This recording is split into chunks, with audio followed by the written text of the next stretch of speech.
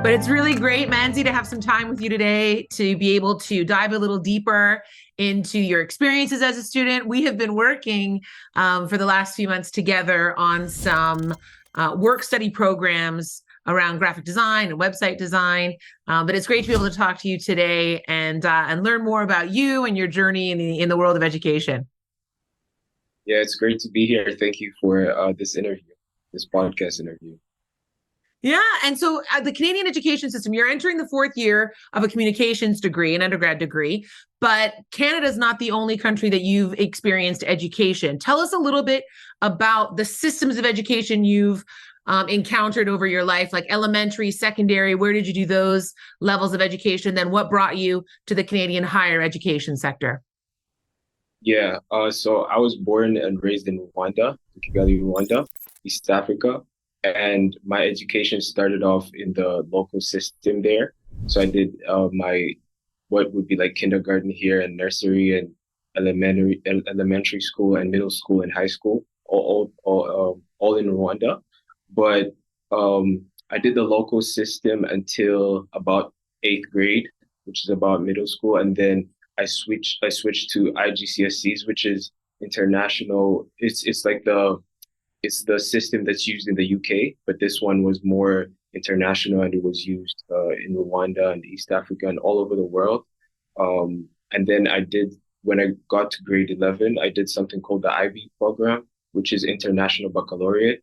And that's another international program that I did. And it was actually what allowed me to kind of come here in Canada and just have a smooth transition compared to what it would have been if I had done the local program, right? So the reason I came to Canada was because I thought I had the opportunity to come through my parents, and I thought it was a good place to explore, especially Toronto, because my dad had lived here in the 90s. So I was like, I might as well try it as well and see what it's like, because I've only heard good things about it. Amazing. And just to do a little bit of adjective comparison. So adjectives describe things, right? So if you were to describe the local system in terms of like what teaching and learning was like, what are the kinds of adjectives that come to mind? Like, was it very disorganized? Was it very structured? Was it very strict? How did that first foray into education, that local system, K through 8, how would you describe that experience of teaching and learning? I think it was very strategic and structured, right? Because one of the things they were doing was trying to teach us like the basics or just the foundation for things like English, mathematics, science. So everything was really detailed. They cared a lot about things like grammar and comprehension and things of that nature. When it came to like math, we didn't use calculators up until like grade 9. So it was a lot of doing it from the books, a lot of mental math. Um, but yeah, it was just a lot of structure, textbooks. There wasn't too much free flow or just like leeway to do whatever you want in a learning setting, especially early on. But I understand that it was because they were trying to just give us a foundation and something to work with that was stable that you could just move on with at a higher education institution and maybe do something with it however you want to do it with that freedom. But it was more about giving us a base to work with. There was Mhm. a firm foundation. Yeah. Yeah, it's interesting because I've taught or I've been part of different educational initiatives in different parts of the world, on the African continent, on the Asian continent, and European continent, and then of course in North America here. I, in North America, sometimes you'll get these notions of that for those first years of school, right? We talk about play and we talk about the importance of, kids having freedom to discover who they are, and heavy, arts based learning practices should be part of young student learning. But often around the world, that's not the case. And it's often in those youngest years where they are instilling, to your point, a foundation.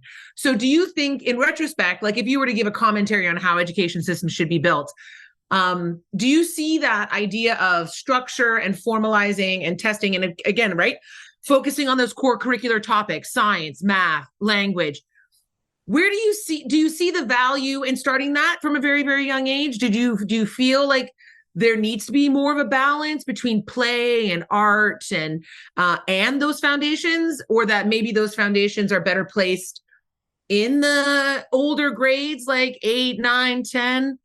In retrospect, what do you think about that? Um, I think that aspect of play should actually be one of the core things that they add to the science and math and languages as well, because I think it's just as important as it is as those other things, right?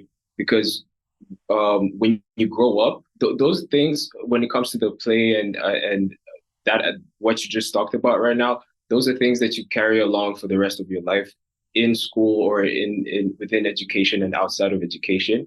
And for some people, those things look like intangibles, and that's because they've been instilled in them at such a young age. So I do think that there should be a space for those things for children as well, and for learners at a early age, right? At an early age. So for sure, I do think that I could have had more of that, or if I was to go back and restructure the education system or make any changes, I would try to do more of that, or try to have children do more of that for sure.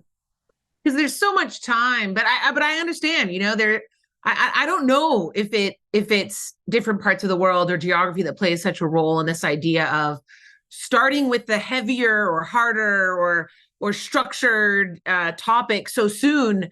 But it is a trend that you see in a lot of different parts of the world. And then you see this. So often I feel it's a very privileged narrative where a lot of people will say, hey, let's play all day and have very open and free elementary school experiences. And it's all well and good to say that when you have a definitive pathway to education in the future. It is clear how A plus B will equal C in an educational trajectory for your child. But that's not the case for everybody. And Yeah, then what but are the national? Oh, sorry, go ahead. yeah, I was about to say I do also think that one reason why it's not very emphasized within that learning culture is because it's something that's expected to be had at home or within a family setting or within a societal setting, which is not exactly the case maybe here or in other parts of the world. So maybe that's why there's not too much of an emphasis on that, because that's something that's a little bit more accessible to the people in those areas. Yes, absolutely. I can definitely see that where communities where dance, music, play, share, cultural events, things like that are much more present in communities, which is true in a lot of places that I'm talking about referencing now. That's fascinating. And yet in some of the contexts where in the North American context, I'm talking about people referring to including that in schools, that is absent very much so from homes and communities, that cultural arts-based kind of playing community building. That's a really good point. And so what was the transition like for you to the international schooling program? Because you had such a strong foundation of kind of the curricular topics in the local school system. Did you feel that was an easy transition? Was the school population now more diverse in some way? And that was a learning curve, or how did that transition go?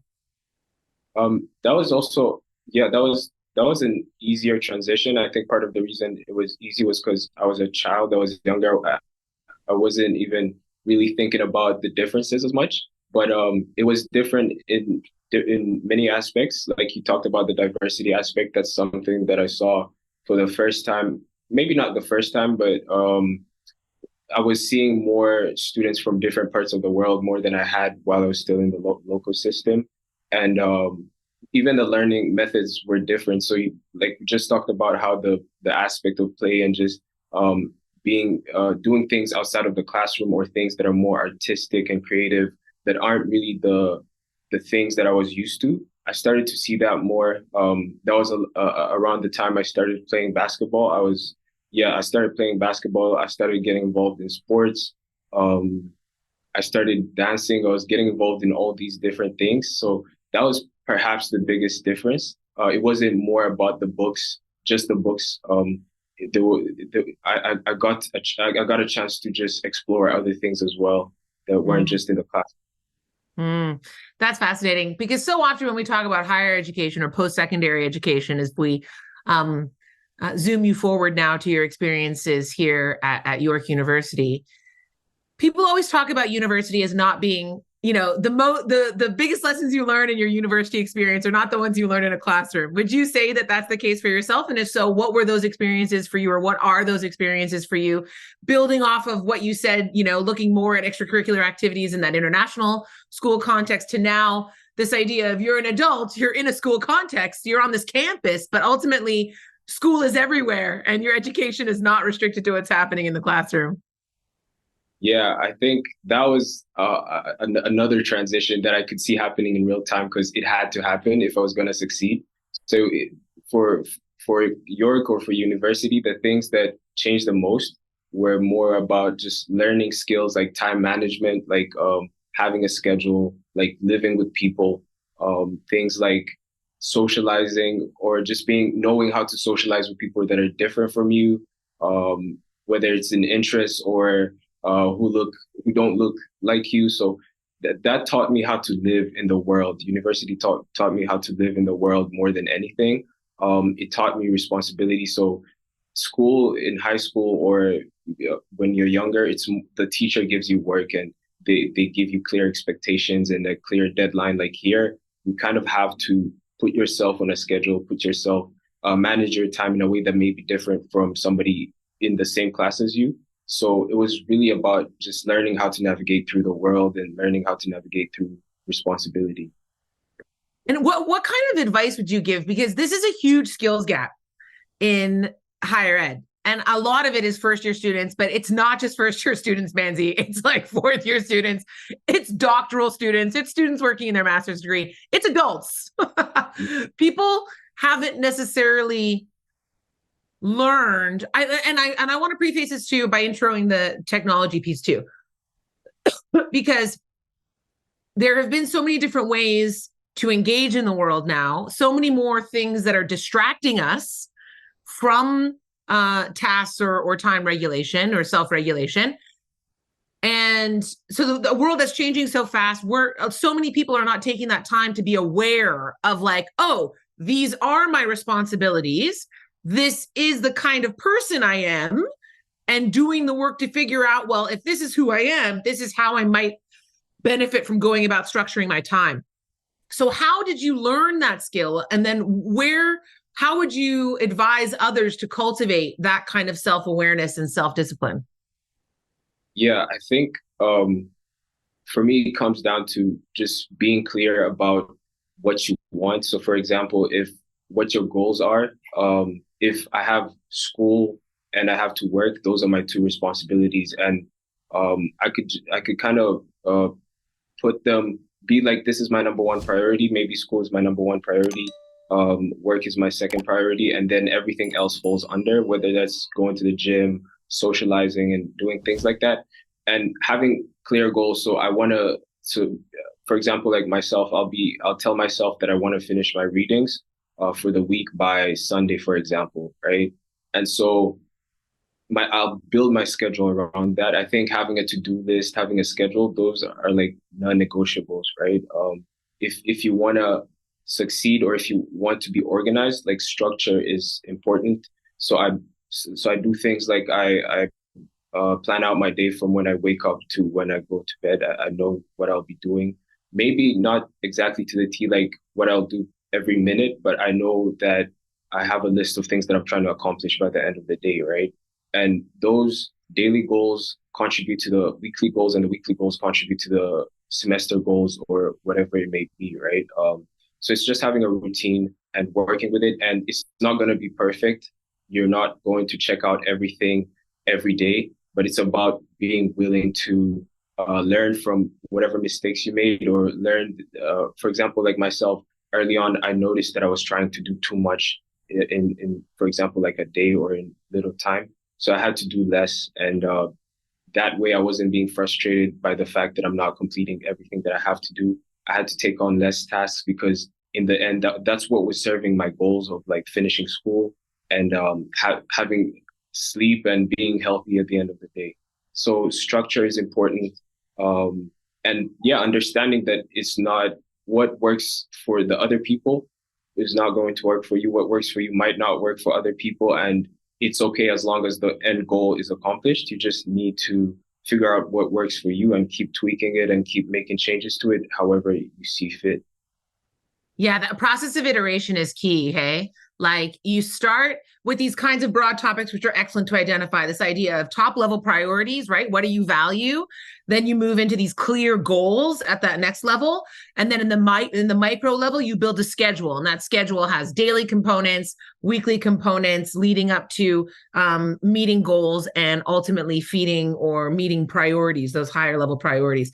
And iteration is all about realistic expectations. And I also find, Manzi, and I don't know if you do, like each week is different, right? Like maybe this week I have a lot on, there's a basketball tournament that you're in, right? So you have to say, I only have this much amount of time this week, and you rejig. But if you have the components, if you have the routine, if you have the practice of saying, these are my priorities, these are the goals, and then you have these tasks associated with them, you can move them around. I find structure affords flexibility in that way too, from week to week. Yeah, that's good. I think you said it very well. Structure allows you to be flexible. So, like just to add on to that, you know that if this week is different, I'll still work around it. I'll still be able to accomplish my end goal because I've made time for this and I'll make time for that. So you're not jumbled all over the place. You know that you'll get to the task, and in the end, that's what you're trying to do, all the time. And let's bring mental wellness in here too, right? Because I think there was a time in my early career where, you mentioned work in school, and you're in your early 20s, and I'm referencing probably when I was in my early 20s, which was so recent, right? Just yesterday, I was in my early 20s, totally. Sure. I think you're still in your early 20s, right? Aren't I'm still there, totally. And I would say maybe even over prioritize work, because of the pressure to succeed. And what I was defining as success was a certain monetary income, was a certain job title, was a certain, a job in a certain company or industry. And I think that there were a lot of years where I didn't prioritize things like socializing with friends, making sure you're participating in sports programs and engaging in community events and things like that. How do you find that you cultivate a balance between the things that fuel you as a human being and the things that serve you in your prospective career? Yeah. I think that time off is very important. I think that's actually what fuels longevity or being able to do it for a long time, because burnout is real. And I remember in my first year, I was still figuring out things. I was still procrastinating. I was still just disorganized. And every time whether it was midterm season or exam season rolled around, I was still able to get work done. But I noticed that the following 2 weeks or 3 weeks, I was always drained. I later learned basically that I was just burnt out, right? And getting burnt out just taught me how important it is to get your sleep, get your food. And I think it goes back to that aspect of routine. If you have a routine, you're in a flow of things, and you need to add things that fill you up in that routine. So I try to always take off Saturdays, at least until 6. I go play basketball, I go to the gym, I watch something, I cook something. I always take Saturdays off because I know that I'm gonna be re-energized, and then that's gonna carry me on going into the next week. So the two shouldn't be viewed as completely separate, because one allows you to keep doing the other, right? Like taking that time off is what's going to allow you to keep working or to work hard in the next week. It's so rare to have someone so young talk about long-term thinking. And when I think about all the problems that exist in the world these days, Manzi, I think of so much of them are caused by short-term thinking. Politicians who are only in power for 2 or 4 years, or profit making. So a board of a company can, keep you on as CEO. And it's invaluable, the kind of framing you're giving around what a student and a young person, how they can look at creating structure and routines in their lives that can serve them over the long haul. Because what you're talking about are also things that are serving that adults, as I said, so many adults are not to say you're not an adult, buddy, but, so many people in their 40s and 50s, let's say that, are still struggling to figure out. I do want to talk about the technology piece in relation to this well-being, but I just want to go back 1 second first and talk about another skill that you mentioned that was important for you to learn when you came into this higher education environment. And again, I think it's like an essential human skill that is really looking very differently nowadays, but communication.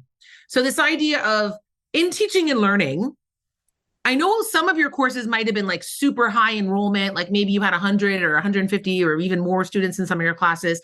How did you communicate with an instructor, or how did you find that you were able to make connections with peers? And then maybe in some smaller classes, how did you bring communication and learn the skills of engaging in those environments? Because now more than ever, with people who are learning online, they don't turn their videos on, their cameras on, Manzi, anymore. And so it's hard for people to connect. And I think communication is a huge part of that connection building. And I think connection building is a huge part of teaching and learning. So how do you go about mastering those skills in teaching and learning? I think a lot of that has to do with what the instructors do. I think the instructors do a good job of making sure that there's always, whether it's like a group work component in the course or some kind of discussion that you have to engage with peers in. I think that has allowed me to kind of connect with my peers and to learn along with them and get to know them, whether it's in a group, in a large class or a small class. Other things include just the way they've allowed big classes to have like TAs, like a number of teaching assistants who take on smaller groups. That allows for better discussion. That allows for more in-depth kind of exploration of the course material. So you can, personally, I like to send them emails or talk to them after class if I need to. And that's the way I've maintained that communication with them. But that's pretty much what I've done on my part. But I think York also does a great job. The university does a great job of just putting people in place to take on small groups from the large chunk of students in class. Yeah. And then do you feel that people your age now are having, because so much of their lives are in a digital space, a digital realm or a digital space, do you feel that that people are awkward communicating with each other in like social settings? Are you finding that communities are easily communicating with one another? Or are you finding that communication in those social spaces is also different and evolving? I think it's different because I remember what it was like before COVID. And I think right now, one thing I've noticed is that that's not what the people in class are thinking to do, or that's not their go-to in terms of talking to their peers and classmates. I think there's a reluctance there when it comes to talking to peers. But I do notice a longing as well, because when it happens, it usually ignites something that lasts for a long time, right? So there's this kind of longing for it, but there's also this kind of hesitancy when it comes to actually initiating it. It's pretty crazy, hey, how we're built. I always go back to the neurobiology of us as mammals. And, it's crazy how we look at the world around us and there's so many things that are different or that have changed through our experiences, especially over the last few years. We are still hunter-gatherers who find safety in groups that are made as social mammals. We're meant to operate in groups. And so I love that depiction you're making of like, there's a longing. There's you don't know you need it, and then you get it and you're like, whoa, that did something to me. I feel better, and wow, why do I feel better? That's just part one of this exciting conversation, my friends. Click on part two and continue with us on this important journey we like to call the education revolution.